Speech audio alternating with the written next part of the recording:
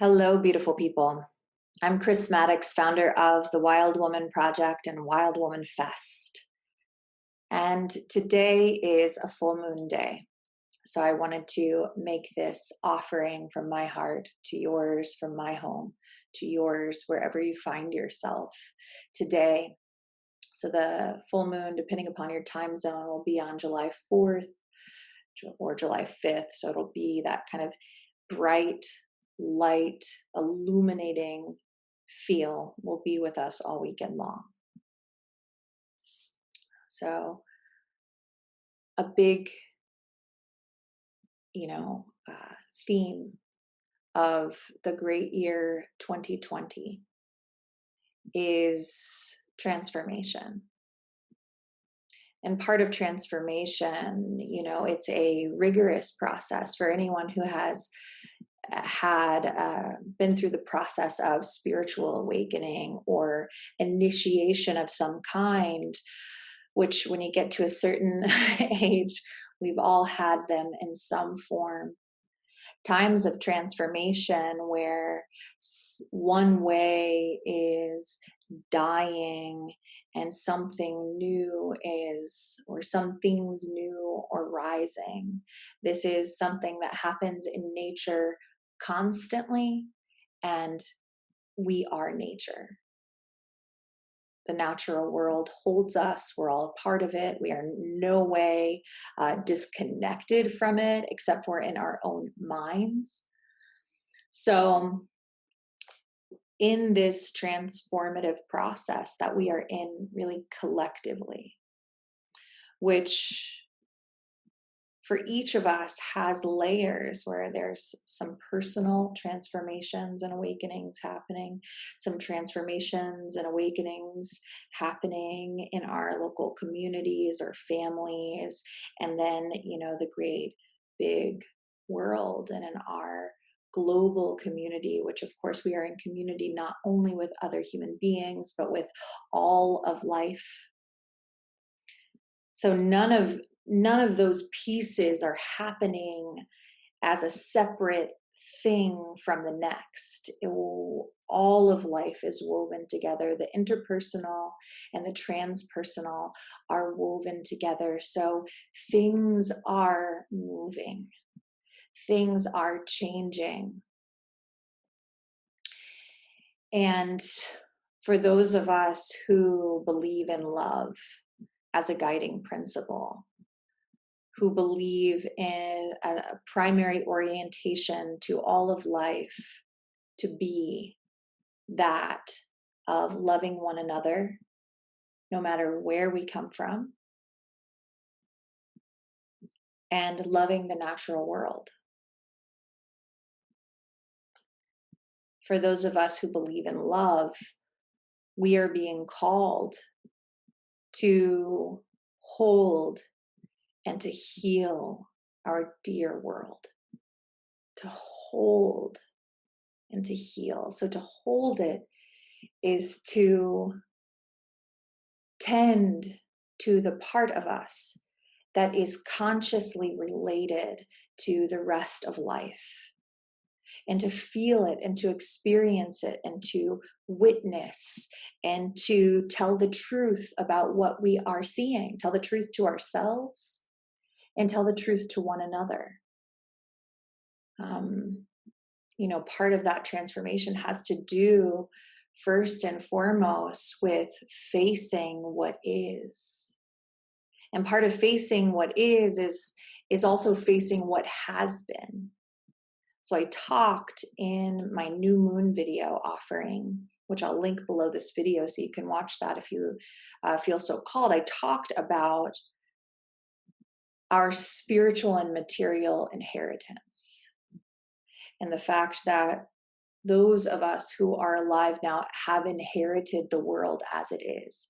Whatever our ancestors created and or experienced is part of our material and spiritual reality of this moment. So to be people that stand for love, that want to move the transformation that's happening in the direction of a more loving way, of a more loving orientation, because we're having a transformation period that's happening. So it could go a lot of different ways. So we are being asked, those of us who believe in love, to really stand for that and to be awake to the truth about who our ancestors were, what they experienced, what they did to other people, what they did to the earth, how they chose to set up the systems, etc., etc. Like really looking at what our inheritance has been, what we have been born into. And then from that place of truth, honesty, education, to then recognize the inherent power that we have as future ancestors to future generations. So we are not just like the victim of our inheritance. We do not just have to take what has been given to us and make no alterations to it, but in fact, we can turn towards one another. We can turn towards ourselves. We can turn towards our systems, and we can say, well, how can we realign in all of these places so that the orientation or the guiding principle in our relationship to ourselves, to others, to the natural world, and that our systems themselves are oriented around love, which is free, by the way. Totally and completely free. You don't have to aspire to have enough money to buy love. It exists inside of us naturally. It belongs to us, and nobody can take it away without our permission. So on this full moon day, we can do what is customary at full moon time. You know, full moon is right before the waning. In the cycle of the seasons, full moon is akin to summertime. And there's a natural celebration. What can we celebrate about what's working? Like as we have this full moon on Independence Day here in the United States, I know for myself, I'm going to spend some time thinking about what has really worked. What has been the most beautiful aspects of what some of our ancestors created here. And I'm going to really try to see that. One of the ones that comes immediately to my mind is the protection of our wild places. So the fact that we have vast national and state parks, that is like, I could weep that some of our ancestors decided to save that space while others of our ancestors were trying to mill it all down and squash it. So the fact that some of our wild spaces have been preserved for us to go and visit and experience what untouched, mostly untouched wild spaces actually feel like and what they do to us when we stand inside of them. So you can think about that on a full moon day, like, and wherever you are in the world, you can celebrate this, like what in your inheritance, in the country, the systems that you've been born into, like what's beautiful, what's working. And then of course, before the waning of the light, what needs to be changed or laid to rest?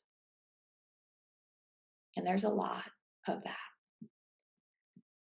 This past January, before lockdown, I was in an intense creative process in January and had a really profound moment where something that I knew mentally I was able to fully experience with my whole body, which was I had an awakening that as a citizen of the United States of America, a tax paying citizen of the United States of America, that my life force, I have been running the Wild Woman Project for years and years and years, and each and every year I pay taxes. The Wild Woman Project pays taxes, and I pay personal taxes. And those taxes, which are a material outcome of my spiritual life and my actions, literally the content of the way I spend my days, that money that I give towards taxes is part of my life force. And when the United States receives it, mostly what they do with it is war on other people. Our military budget is horrifying. And my life force is being harvested to contribute to genocide in other places. And I needed to feel that. And I think about it all the time. I think about it all the time, and it's something that I think we should all think about all the time. That our actual life force is being harvested, and to really look at the way that money, that material is being used. So there are great big parallels in the budget between military and police. For some reason, violence is used a lot, too much. And, that has roots in the inception of this country, and it has roots going back to Europe, where a lot of the settlers who made some of these rules came from. So things like that, like what has to be laid to rest in my mind and in my heart and in ritual and in contemplation, I want that to change. I want my life force. I don't mind paying taxes at all. I would love to see more wild spaces protected. I'd love to see that money being used so that everyone can have health care. I would love for us to invest in green energy, a total overhaul. Like there are a myriad of ways that I would joyfully contribute my life force in the form of taxes for the betterment of our lives and the health of our only home, which is in grave danger.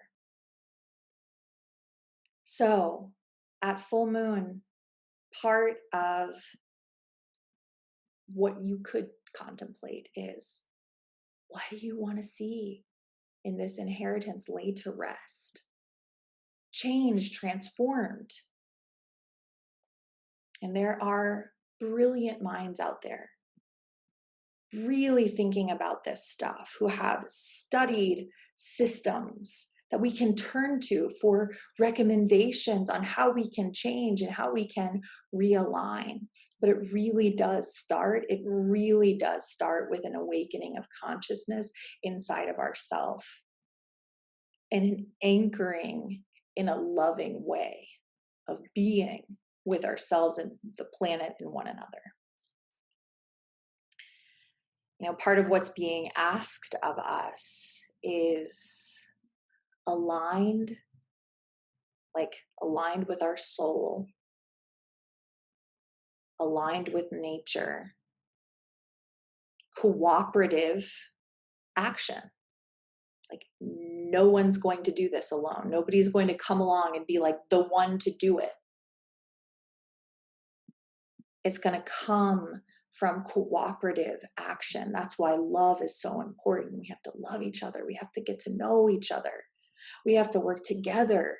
We have to recognize the gifts that each and every person brings so that we can weave together a new structure, new structures at all different kinds of levels, from personal to transpersonal levels, new systems that actually support life and love. So I'm going to leave you with the words coming from this amazing treen of Black feminist, heart-centered revolutionaries who started Black Lives Matter. So these are the guidelines, very simple guidelines, profound guidelines, coming from Alicia Garza, Patrice Cullors, and Opal Tometi. Number one, as a guiding principle, lead with love. Lead with love. Number two, low ego, high impact. Low ego, high impact. And finally, number three, move at the speed of trust. There's like nothing more to say after those amazing guidelines. So maybe we all lead with love, maybe recognize, know, feel that when we have low ego, we have a higher impact, and may we move in an aligned way at the speed of trust. So it is my prayer that we continue as people, human beings, as women who stand for love, as we continue to hold and to heal our dear world. So we're meeting for Wild Woman School really soon. Just pull up my calendar and make sure I get the date right. Yes, it's on July 16th. And we're going to really kind of zoom in on this idea of what is it to hold and to heal our dear world. So it's called Waking the Healer. It's 90 minutes. It's choose your own price. Nobody is turned away due to lack of funds. So we have plenty of scholarships available. Simply write us. Click the link below this video to find out more and to claim your spot for that community ritual. I'm also going to link to the New Moon Talk in case you want to take that in, which is all about our spiritual and material inheritance. And then just to plant a little seed, in the fall, we will have our Circle Leader training, which is 7 weeks. It's all online. So if you want to go deeper with this Wild Woman work, if you feel the call to gather a circle, to steward a circle of women, take a look at the link below this video and see if it resonates for you. If it does, we'd love to have you. So love you so much. Full moon blessings to you.